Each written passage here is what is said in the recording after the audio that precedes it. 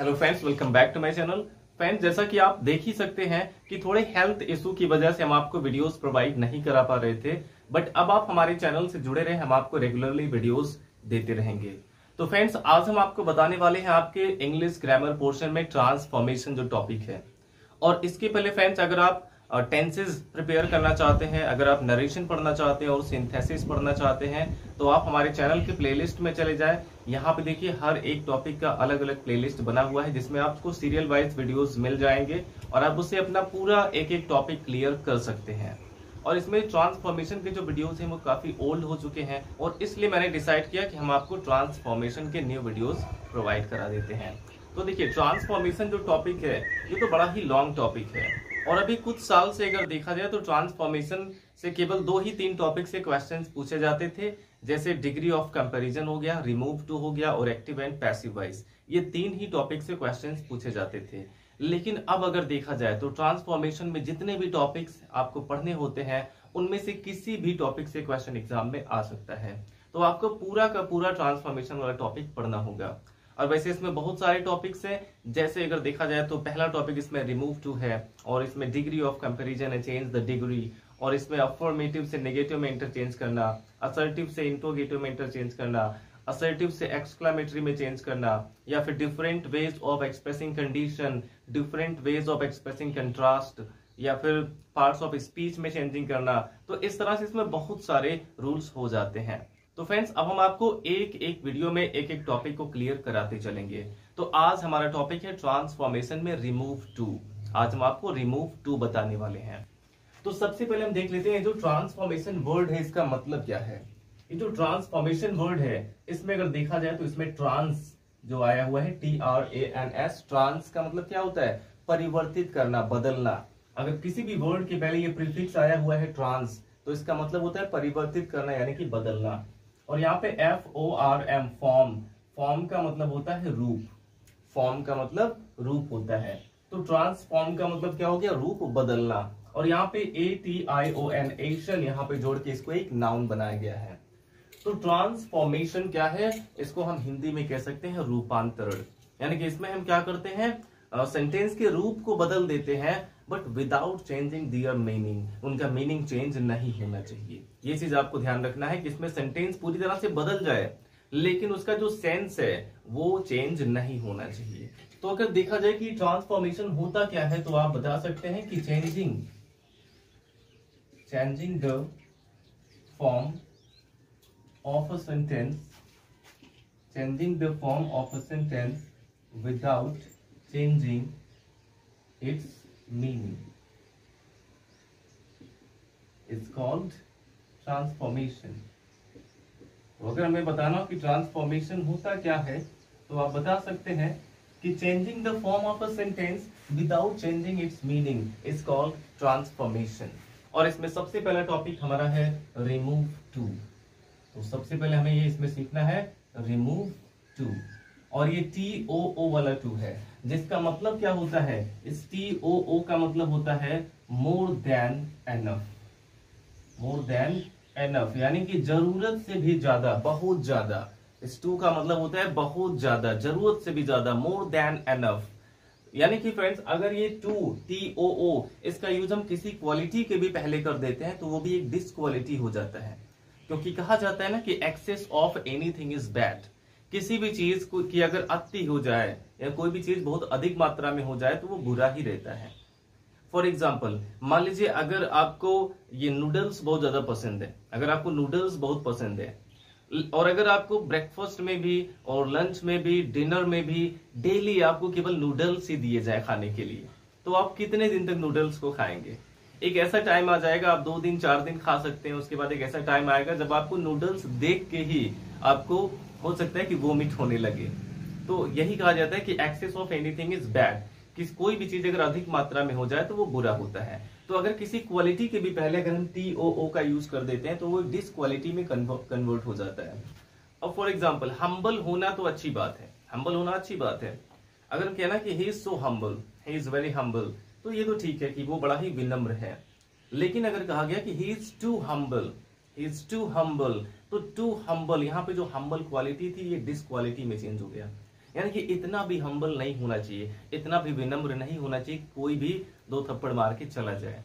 तो यहाँ पे अगर टू हम्बल हो जाता है तो ये क्वालिटी से डिसक्वालिटी में कन्वर्ट हो जाता है। तो अब हम देख लेते हैं कि हम इसमें चेंजिंग कैसे करेंगे। और इसमें भी फ्रेंड्स आपको कई टाइप के क्वेश्चंस मिल सकते हैं। तो सबसे पहले हम इसका बेसिक रूल देखते हैं। इसका बेसिक रूल क्या है? जो हमें क्वेश्चन दिया जाएगा, ये टू वाला जो क्वेश्चन हमें दिया जाएगा, ये कैसे क्वेश्चन होगा? इसमें एक सब्जेक्ट होगा और इसके बाद यहाँ पे एक वर्ब होगा। इसको आप हेल्पिंग वर्ब कह सकते हैं या फिर लिंकिंग वर्ब कह सकते हैं।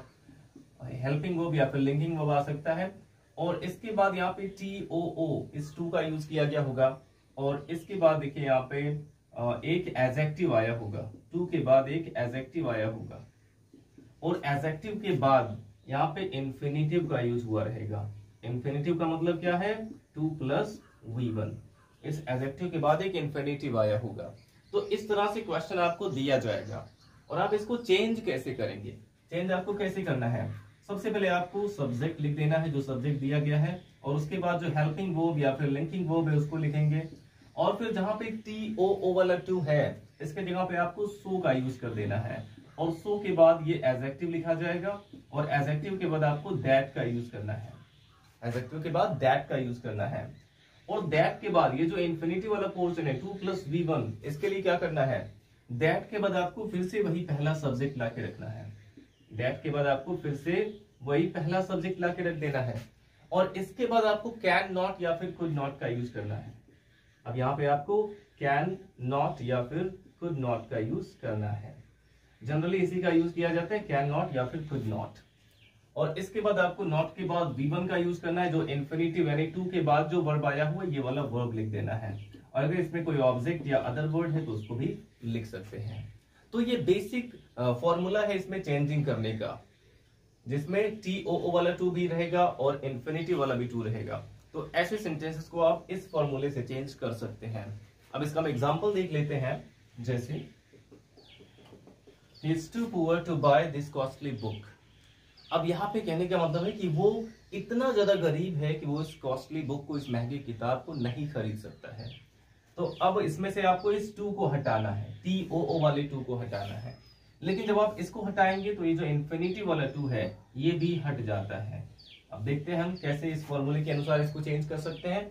सबसे पहले हमें सब्जेक्ट लिखना है। यहाँ पे सब्जेक्ट ही है और यहाँ पे देखिए इज आया हुआ है तो आप इज यहाँ पे लिख सकते हैं। अब जहां पे TOO वाला टू है इसके जगह पे आपको सो का यूज करना है। यहाँ पे सो का यूज कर दिए। अब देखिए यहाँ पे एक एडजेक्टिव आया हुआ है पुअर, तो सो पुअर हो गया, सो पुअर। अब जो इंफिनिटी वाला टू है इसके जगह पे आपको दैट का यूज करना है। इंफिनिटी वाले टू के जगह पे दैट का यूज करना है। और दैट के बाद आपको फिर से वही पहला वाला सब्जेक्ट लिखना है। और यहाँ पे पहला सब्जेक्ट ही है तो यहाँ पे आप ही का यूज कर सकते हैं। अब इसके बाद आपको कैन नॉट या फिर कुड नॉट का यूज करना है। अब इसके लिए आपको देखना होगा कि जो पहला वाला जो इसमें क्लॉज है, दैट के पहले जो क्लॉज है वो प्रेजेंट में है या फिर पास्ट में है, ये चीज आपको देखना होगा। तो यहाँ पे आप देख सकते हैं इसमें इज आया हुआ है। अगर पहला क्लॉज प्रेजेंट में है तो आप कैन नॉट का यूज करेंगे और अगर पास्ट में है तो कुड नॉट का यूज करेंगे। तो इस एग्जांपल में पहला वाला जो क्लॉज है वो प्रेजेंट में है, इसलिए यहाँ पे कैन नॉट का यूज कर सकते हैं। तो यहाँ पे हो गया कैन नॉट। अब नॉट के बाद आपको वर्ब लिखना होगा। जो इंफिनिटी वाला जो वर्ब है इसमें टू को हटा के यहाँ पे केवल V1 लिखेंगे। वर्ब इसमें क्या है? बाय है, तो नॉट के बाद यहाँ पे बाय आ जाएगा। फिर अदर वर्ड जो भी है, दिस कॉस्टली बुक। तो देखिए ये इसका बेसिक रूल है इसको चेंज करने का। सबसे पहले क्या किया गया, यहाँ पे सब्जेक्ट लिखा गया, सब्जेक्ट हो गया ही। और उसके बाद हेल्पिंग वर्ब यहाँ पे आ गया इज। और फिर जहां पे TOO वाला टू है इसके जगह पे सो का यूज किया गया है, इस टू के जगह पे सो का यूज किया गया। और फिर एडजेक्टिव आ गया। एडजेक्टिव के बाद जो इंफिनिटी वाला टू है उसके जगह पे दैट का यूज किया गया है। इंफिनिटी वाले टू के जगह पे दैट का यूज। और ये जो TOO वाला टू है इसके जगह पे सो का यूज किया गया है। अब दैट के बाद आपको फिर से वही पहला सब्जेक्ट लिखना है। तो दैट के बाद फिर से पहला सब्जेक्ट यहाँ पे ही आ गया। और इसके बाद आपको कैन नॉट या फिर कुड नॉट का यूज करना है। अब कैन नॉट लगाए या फिर कुड नॉट लगाए, इसके लिए पहले क्लॉज पर आए। ये जो पहला क्लॉज है वो प्रेजेंट में है या फिर पास्ट में है।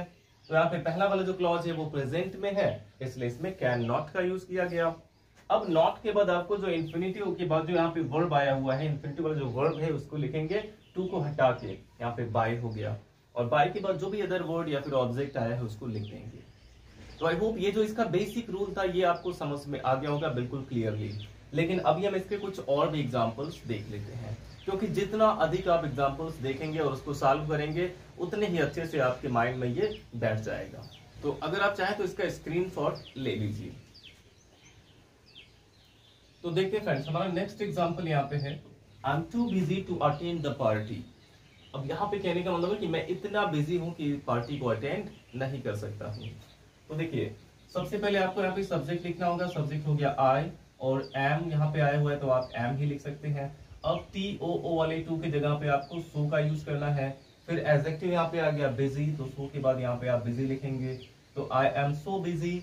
अब जो इन्फिनिटिव वाला टू है, सिंगल ओ वाला जो टू है, इसके जगह पे आपको दैट का यूज करना है और दैट के बाद आपको फिर से वही पहला सब्जेक्ट लिखना है। तो यहाँ पे पहला सब्जेक्ट हो गया आई और सब्जेक्ट के बाद आपको इसमें कैन नॉट या फिर कुड नॉट का यूज करना है। और इसमें देखिए पहला वाला जो क्लॉज है इसमें एम आया हुआ है, यानी कि ये प्रेजेंट में ही है, तो जो प्रेजेंट में तो यहाँ पे कैन नॉट का यूज कर सकते हैं, आई कैन नॉट। फिर वर्ब आ जाएगा अटेंड द पार्टी। तो देखिए कितनी आसानी से इसको आप चेंज कर सकते हैं। ये हो गया I am so busy that I can not attend the party. अब एक और एग्जांपल इसका हम देख लेते हैं। जैसे थर्ड एग्जांपल हमारा है, he was too tired to work, यानी कि वो इतना थका था कि काम नहीं कर सकता था। तो यहाँ पे देखिए सबसे पहले सब्जेक्ट आ जाएगा ही और यहाँ पे हेल्पिंग ऑफ was है तो यहाँ पे was ही लिखेंगे। फिर इस टी ओ ओ वाले टू की जगह पे सो का यूज करना है। अब यहाँ पे जो एडजेक्टिव है इसको आप लिख देंगे टायर्ड और यहाँ पे जो इन्फिनिटिव वाला टू है इसके जगह पे दैट का यूज कर देंगे, तो सो टायर्ड दैट। और दैट के बाद फिर से आपको वही पहला सब्जेक्ट लिखना है, तो यहाँ पे हो गया ही और सब्जेक्ट के बाद कैन नॉट या कुड नॉट लगाना है। और देखिए पहला क्लॉज हमारा पास्ट में है क्योंकि इसमें वॉज आया हुआ है। जब ये पास्ट में तो यहाँ पे आपको कुड नॉट का यूज करना होगा, तो ये हो गया कुड नॉट। और कुड नॉट के बाद जो यहाँ पे वर्ब है उसको लिखेंगे, ये हो गया वर्क। तो ये चेंज हो गया सेंटेंस हमारा कि he was so tired that he could not work। तो ये था इसका बेसिक रूल। आई होप आपको बिल्कुल क्लियरली समझ में आ गया होगा। अब इसके बाद हम सेकंड टाइप इसका देख लेते हैं। कभी कभार हमें ऐसे भी एग्जांपल मिल जाते हैं, ऐसे भी क्वेश्चन दे दिए जाते हैं जिसमें दूसरा वाला सब्जेक्ट हमें समझ में नहीं आता है कि हम क्या रखें। देखिए ये सेकंड टाइप कह सकते हैं जिसमें दूसरा सब्जेक्ट थोड़ा डिफरेंट हो जाता है। फॉर एग्जाम्पल हम कह सकते हैं कि it was too cold to go out. It was too cold to go out, यानी कि इतनी ज्यादा ठंडी थी कि बाहर नहीं जाया जा सकता था। It was too cold to go out. अब इसको अगर हमें चेंज करना हुआ, इसमें से इस टू को हटाना है, तो सबसे पहले आप काम वही करेंगे, स्टार्टिंग वैसे ही करना है। पहला काम यहाँ पे सब्जेक्ट लिखेंगे इट और फिर हेल्पिंग वर्ब यहाँ पे जो है वॉज लिख लेंगे। फिर यहाँ पे टी ओ ओ, वैसे यहाँ पे हेल्पिंग वर्ब का काम नहीं बल्कि लिंकिंग वर्ब का काम कर रहे हैं। हेल्पिंग वर्ब तब होता है ये जब इसके बाद एक और भी वर्ब रहता है। तो इट वॉज टू और इस टू के जगह पे आपको क्या करना है, सो का यूज कर देना है। It was so cold, it was so cold. अब इस टू के जगह पे आपको दैट का यूज करना है। तो यहां तक तो बिल्कुल सेम वैसे ही बनाया गया है, एज इट इज बनाया गया है। लेकिन अब यहाँ पे देखिए दैट के बाद इट को सब्जेक्ट नहीं बना सकते। That it can not go out या फिर it could not go out, ऐसा तो हो नहीं सकता है। तो यहाँ पे दूसरा सब्जेक्ट हमें खुद से अपनी तरफ से यहाँ पे एक सब्जेक्ट रखना होगा, क्योंकि मौसम इतना ठंडा था कि कोई बाहर नहीं जा सकता था। यहाँ पे आपको अपनी तरफ से एक सब्जेक्ट रखना होगा। या तो आप नोबडी का यूज करते हैं, बट अगर आप नोबडी का यूज करते हैं तो कैन या कुड के साथ नॉट नहीं आएगा, तो थोड़ा सा डिफरेंट हो जाएगा।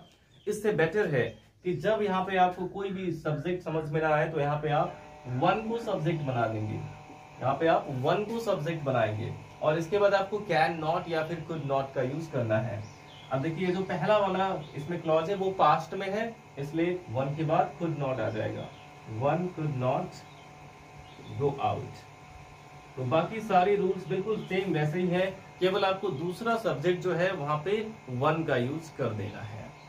अब इस तरह से एक और भी एग्जांपल इसका देख लेते हैं।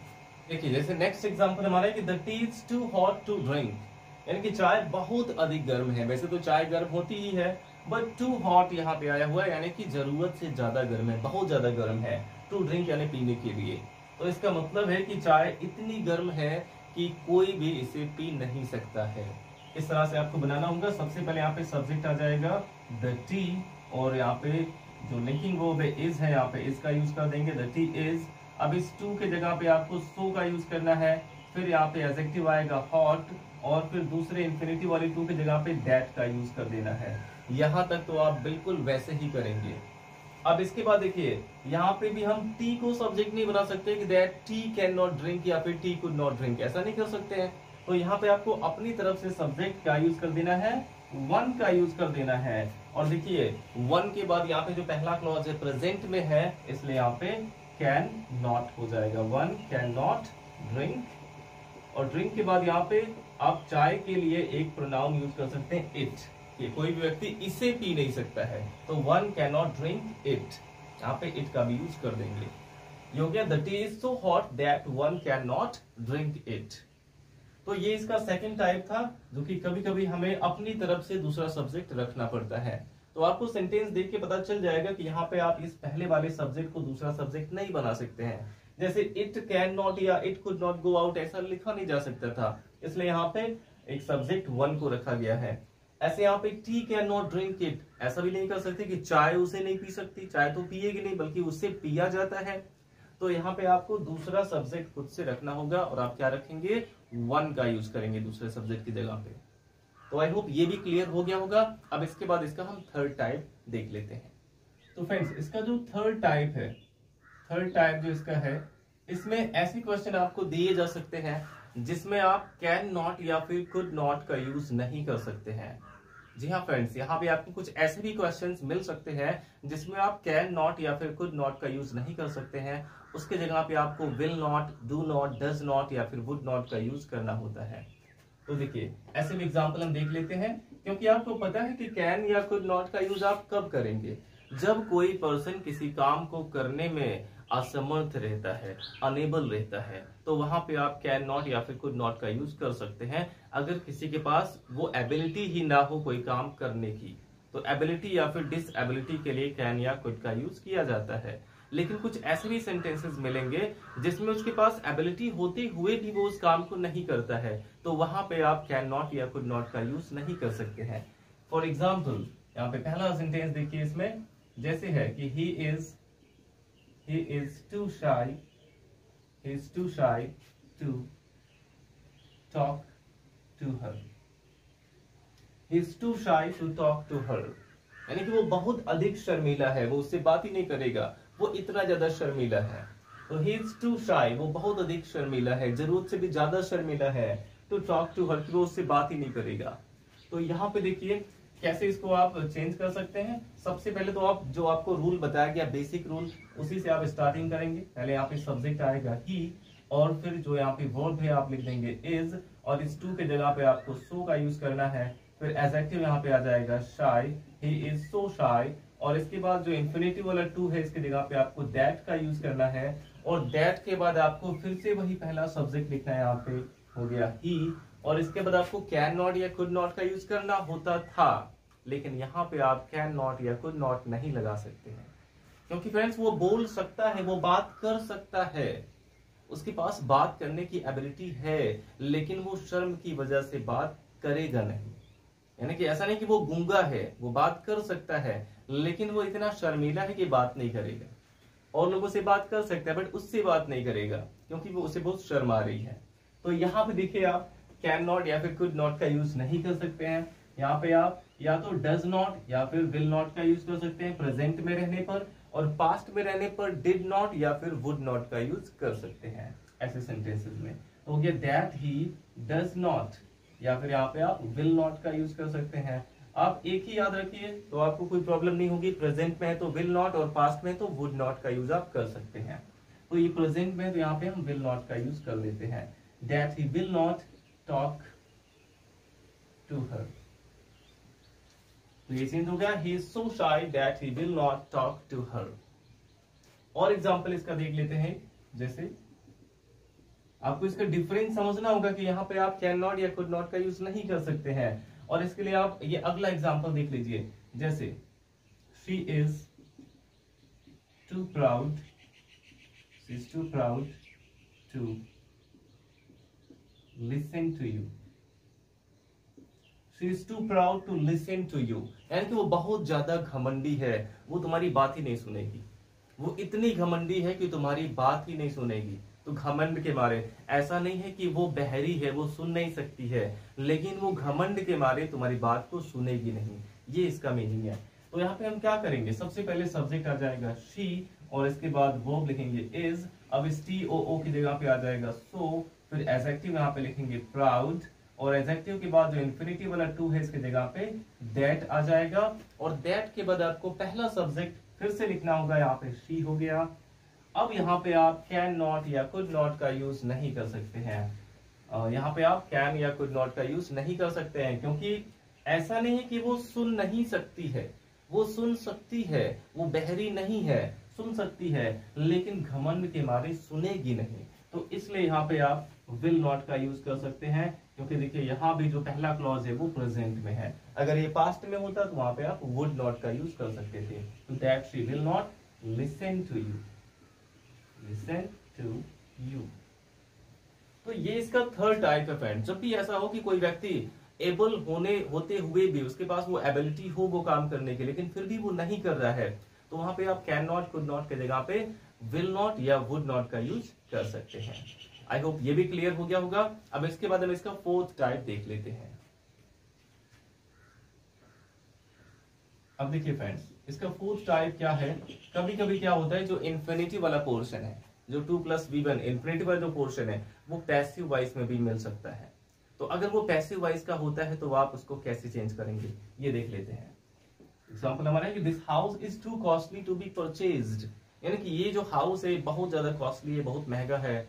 टू बी परचेज्ड यानी इसे खरीदा नहीं जा सकता है। तो यहाँ पे देखिए जो इन्फिनिटी वाला पोर्शन है, इन्फिनिटिव 2+V1 का पैसिव वॉइस क्या होता है, 2B+V3 होता है। तो यहाँ पे 2B+V3 आया हुआ है, यानी कि ये पैसिव वॉइस में है।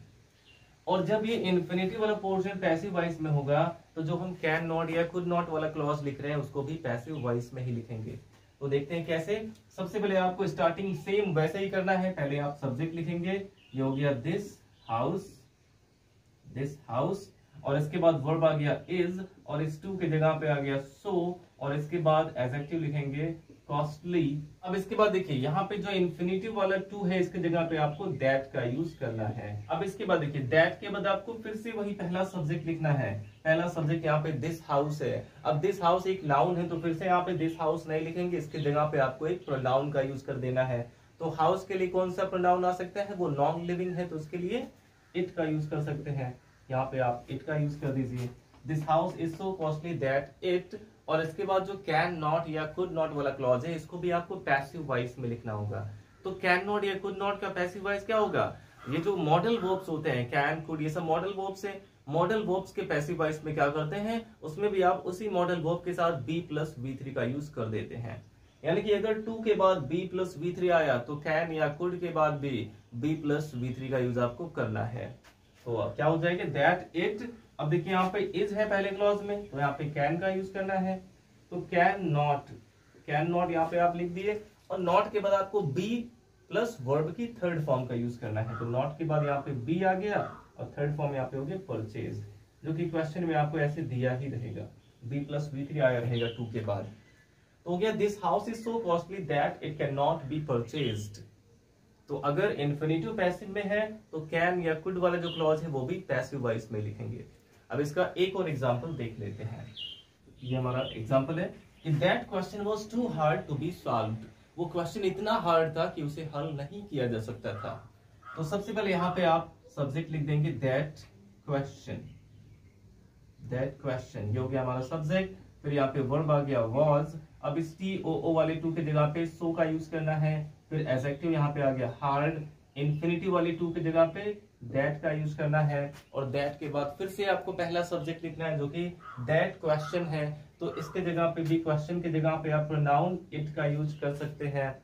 अब देखिए यहाँ पे पास्ट में है, ये वॉज आया हुआ है। जब वॉज आया है तो ये पास्ट में है, यानी कि यहाँ पे आपको कुड नॉट का यूज करना होगा। तो यहाँ पे आप कुड नॉट का यूज कर दीजिए, और कुड नॉट के बाद आपको B+V3 जो क्वेश्चन में दिया गया बी सॉल्व्ड, वही चीज यहाँ पे ऐड कर देना है। तो हो गया बी सॉल्व्ड। तो इस तरह से आप बना सकते हैं जब भी आपका जो इन्फिनिटिव वाला पार्ट है वो पैसिव वॉइस में होगा। तो आई होप इतना आपको समझ आया होगा। आप इसका स्क्रीनशॉट ले लीजिए और इसके बाद हम इसके और भी टाइप्स देख लेते हैं। तो फ्रेंड्स अब हम देख लेते हैं इसका पांचवा टाइप, इसका जो फिफ्थ टाइप है ये कैसे होंगे क्वेश्चन। इसमें फिफ्थ टाइप के क्वेश्चन कैसे आपको मिलेंगे। इसमें आपको यहाँ पे सेंटेंस के बीच में, इसमें आपको सेंटेंस के बीच में जो है फॉर प्लस एक ऑब्जेक्टिव केस मिल जाएगा। फॉर के बाद एक ऑब्जेक्टिव केस मिल जाएगा, जैसे for me, for him, for her, for them, for us. इस तरह से फॉर के बाद एक ऑब्जेक्टिव केस आपको मिल जाएगा। तो ऐसे जब सेंटेंसेस आपको मिलेंगे तो आप किस तरह से उसे चेंज करेंगे, इसको एग्जांपल से समझ लेते हैं। जैसे this fence is too high for me to climb, यानी कि यह चार दीवारी इतनी ऊंची है, मेरे लिए इतनी ऊंची है, इस पर चढ़ने के लिए मेरे लिए ऊंची है, यानी कि मैं इस पर चढ़ नहीं सकता हूँ। तो आपको क्या करना है, यहाँ पे देखिए फॉर के साथ एक ऑब्जेक्टिव केस आ गया है फॉर मी। तो जब भी बीच में जो इन्फिनिटिव वाला पोर्शन है, इन्फिनिटिव के पहले अगर for me, for him, for her, for them ये सब आ जाते हैं तो कैसे आप चेंजिंग करेंगे।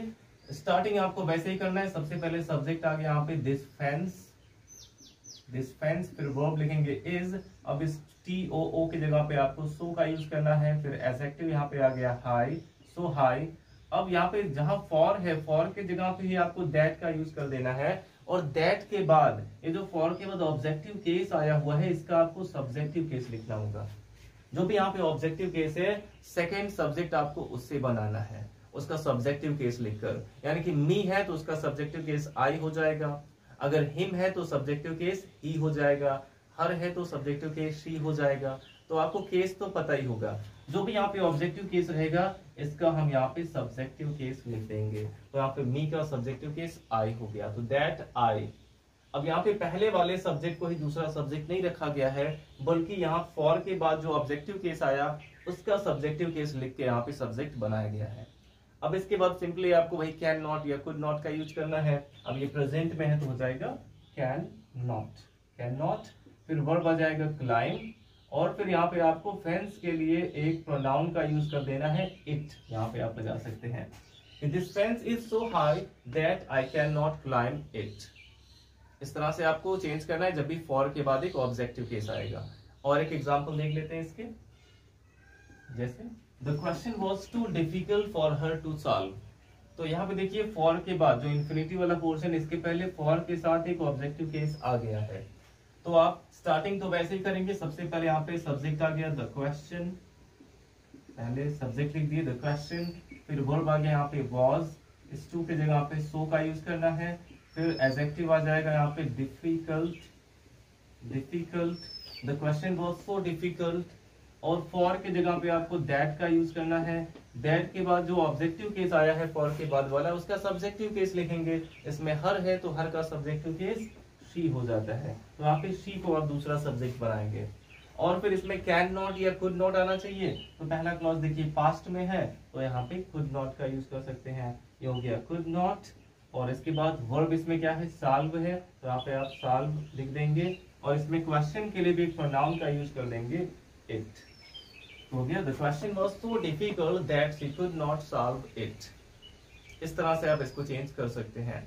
अब इसके बाद इसका हम सिक्स्थ टाइप भी देख लेते हैं। अब देखिए फ्रेंड्स, इसका जो छठवां टाइप है इससे आपको बहुत ज्यादा क्वेश्चंस तो नहीं मिलेंगे, बस इक्का दुक्का क्वेश्चंस मिल जाते हैं। तो देख लेते हैं कि इसमें किस टाइप के क्वेश्चन आपको मिलेंगे। आपको देखने में वो क्वेश्चन इसी के जैसे लगेंगे, जो इसका फिफ्थ टाइप बताया गया इसी के जैसे देखने में लगेंगे, बट एक्चुअली में ऐसे होते नहीं है। तो एग्जाम्पल हम देख लेते हैं। जैसे his grief is too deep, his grief is too deep for tears, his grief is too deep for tears, यानी कि उसका दुख बहुत अधिक गहरा है, उसे आंसुओं में व्यक्त नहीं किया जा सकता है। इस तरह से आपको इसको बनाना होगा कि उसका दुख इतना गहरा है जिसे आंसुओं में प्रकट नहीं किया जा सकता है। यहाँ देखिए फॉर टीयर्स अगर आया है तो क्या हम टीयर्स को सेकंड सब्जेक्ट बना सकते हैं? बिल्कुल नहीं बना सकते हैं। इस तरह का ये सेंटेंस केवल दिख रहा है कि फॉर के बाद एक ऑब्जेक्ट आया है, लेकिन ये ऐसा है नहीं, क्योंकि इसके बाद देखिए कोई इन्फिनिटिव भी नहीं आया है, इसके बाद इन्फिनिटिव भी नहीं है, और इसके बाद इन्फिनिटिव रहता है। जैसे यहाँ पे टू सॉल्व हो गया, यहाँ पे टू क्लाइंब हो गया। तो केवल आप फॉर को देख के कंफ्यूज मत होइएगा। इसको देखिए किस तरह से आप बना सकते हैं। सबसे पहले हिज ग्रीफ, इसका जो सब्जेक्ट है लिख दिया गया हिज ग्रीफ, फिर यहाँ पे वर्ब आ गया इज, TOO की जगह पे सो का यूज, फिर एडजेक्टिव आ गया डीप, और फॉर की जगह पे आपको दैट का यूज करना है। और दैट के बाद आपको लिखना है कि उसे आंसुओं में व्यक्त नहीं किया जा सकता है। उसका दुख इतना गहरा है कि उसे आंसुओं में व्यक्त नहीं किया जा सकता। उसे यानी किसे, उसके दुख को। तो दुख के लिए आप कौन सा प्रोनाउन यूज कर सकते हैं, यहाँ पे इट का यूज कर सकते हैं। तो उसे व्यक्त नहीं किया जा सकता है, पैसिव वॉइस में बनाना है। इट कैन, यहाँ पे इज है तो कैन आ जाएगा। इट कैन नॉट बी, और व्यक्त करना के लिए, प्रकट करना की अंग्रेजी एक्सप्रेस होती है, तो यहाँ पे एक्सप्रेस्ड हो गया। That it can not be expressed, आंसुओं में, इन टीयर्स हो गया। His grief is so deep that it can not be expressed in tears. तो इस तरह से भी आपको कुछ क्वेश्चंस मिल जाते देखने को। तो अब इस टाइप के एक और भी क्वेश्चन हम देख लेते हैं, और उसके बाद आ जाएगा हमारा last type. My heart was too full for words, यानी कि मेरा दिल इतना भराया था कि मुझसे एक शब्द भी बोला नहीं जा सकता था। इस तरह का इसका सेंस है फ्रेंड्स। तो सबसे पहले हम क्या करेंगे, यहाँ पे सब्जेक्ट लिखेंगे माई हार्ट, और इसके बाद वर्ब आ जाएगा वॉज, और इस TOO की जगह पे सो का यूज करना है। फिर यहाँ पे फुल लिख देंगे, और इसके बाद देखिए आप इसमें फॉर की जगह पे दैट का यूज करेंगे। दैट, अब कि मैं एक शब्द भी नहीं बोल सकता था, ऐसे यहाँ पे इसको लिख सकते हैं कि मेरा दिल इतना भराया था कि मैं एक शब्द भी नहीं बोल सकता था। तो दैट आई, यहाँ पे माई है तो यहाँ पे आप दूसरा सब्जेक्ट आई को बना सकते हैं कि मैं एक शब्द भी नहीं बोल सकता था। तो दैट आई कुड नॉट, इसमें देखिए वॉज आया है तो कुड नॉट आ गया। That I could not utter a word, ऐसा आप कह सकते हैं कि मैं एक शब्द भी नहीं बोल सकता था। That I could not utter a word. तो आप घबराइए मत फ्रेंड्स, क्योंकि इस तरह के बहुत ज्यादा क्वेश्चंस नहीं पूछे जाते हैं। अब इसके बाद हम इसका लास्ट टाइप देख लेते हैं, जिसमें इन्फिनिटिव वाला पोर्शन रहेगा ही नहीं। लास्ट टाइप हमें देखना है जिसमें इन्फिनिटिव नहीं रहेगा, जैसा कि इसमें भी आप देख सकते हैं इसमें इन्फिनिटिव का यूज नहीं किया गया है। तो जब सेंटेंस हमें आधा ही लगेगा देखने में, कोई इसमें इन्फिनिटिव नहीं आया होगा, तो हम क्या करेंगे, इसका जो लास्ट टाइप है, 7th टाइप इसका है शायद, तो वो कैसा होगा सेंटेंस, जैसे हो गया कि the tea is too hot, the tea is too hot. अब देखिए इसके बाद कोई भी इंफिनिटिव नहीं आया है, एडजेक्टिव के बाद कोई भी इंफिनिटिव नहीं है। तो जब इस टाइप के क्वेश्चन आपको मिलेंगे तो इसको चेंज करने का हमारे पास कई तरीका है। सबसे इजी तरीका क्या है कि यहाँ पे आप TOO की जगह पे सीधे वेरी का यूज कर सकते हैं या फिर एक्सट्रीमली का यूज कर सकते हैं। तो ये सेंटेंस हम बना सकते हैं कि the tea is very hot, केवल इस टू की जगह पे आपको वेरी का यूज कर देना है, हो गया the tea is very hot. या फिर आप यहाँ पे एक्सट्रीमली का यूज कर सकते हैं, the tea is extremely hot, extremely hot. या फिर कहीं कहीं पे जहां जरूरत हो आप वहां पे ओवर का भी यूज कर सकते हैं, यहाँ पे आप एक्सट्रीमली या फिर वेरी का यूज कर सकते हैं, the tea is extremely hot. या फिर तीसरा तरीका इसका क्या है, सब यहाँ पे आप लिख सकते हैं कि द टी इज हॉट, यहाँ पे पहले इस टू को हटा के पूरा सेंटेंस लिख सकते हैं, जैसे हो गया द टी इज हॉट, और इसके बाद आप इसमें ऐड कर सकते हैं beyond the proper limit, beyond the proper limit. इस तरह से आप इसको चेंज कर सकते हैं कि चाय उचित सीमा से अधिक गर्म है, the tea is hot beyond the proper limit. या फिर इसका जो चौथा तरीका है, यहाँ पे आपको कंपैरेटिव डिग्री का यूज करना होगा, जैसे हो गया कि चाय जितनी गर्म होनी चाहिए उससे अधिक गर्म है। इस तरह का आप इसको बना सकते हैं कि द टी इज हॉट का यहाँ पे कंपैरेटिव डिग्री यूज करेंगे तो क्या हो जाएगा, hotter, the tea is hotter. और इसके बाद आपको देन का यूज करना होगा, और देन के बाद आपको इट शुड बी का यूज करना है, देन इट शुड बी। अब यहाँ पे इट का यूज किसके लिए हुआ है, चाय के लिए हुआ है। अगर यहाँ पे कोई पर्सन होता तो यहाँ पे ही या शी का यूज कर सकते थे, यहाँ पे चाय है तो इट आ गया है, इट शुड बी।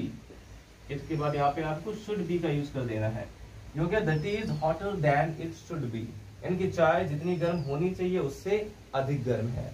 तो इस तरह से फ्रेंड जब इसमें यहाँ पे जो एडजेक्टिव है, एडजेक्टिव के बाद कोई इन्फिनिटिव नहीं होगा, तो आप क्या करेंगे, वेरी का यूज करेंगे टू के जगह पे, या फिर एक्सट्रीमली का यूज कर सकते हैं, या फिर आप सीधे इस टू को हटा के लिख सकते हैं, जैसे हो गया द टी इज हॉट, और उसके बाद आगे ऐड कर सकते हैं बियॉन्ड द प्रॉपर लिमिट, या फिर आप इसमें ऐसे कंपैरेटिव डिग्री का यूज कर सकते हैं कि the tea is hotter than it should be. अब जैसे अगर होता है कि she is too fat, she is too fat, तो आप इसको कर सकते थे कि शी इज वेरी फैट, या फिर शी इज एक्सट्रीमली फैट, या फिर शी इज ओवर फैट, या फिर आप कर सकते हैं कि she is fat beyond the proper limit, या फिर she is fatter than she should be. तो शी की बात हो रही है तो वहां पे इट शुड बी नहीं बल्कि शी शुड बी हो जाएगा। तो इस तरह से फ्रेंड्स हमने आपको इस रिमूव टू के सभी रूल्स को बता दिया है। आई होप आपको बहुत ही क्लियरली समझ में आ गया होगा, और अगर आपको कोई डाउट है तो आप कमेंट बॉक्स में पूछ सकते हैं, और अब आपको कुछ क्वेश्चंस भी दिए जा रहे हैं जिसे आप सॉल्व करके हमें कमेंट बॉक्स में जरूर बताइएगा। तो वीडियो अच्छा लगा हो तो लाइक करिएगा, और अगर आप हमारे और भी वीडियोस देखना चाहते हैं तो चैनल को सब्सक्राइब जरूर करें ताकि हमारे आने वाले वीडियोस के नोटिफिकेशन आपको मिल जाए।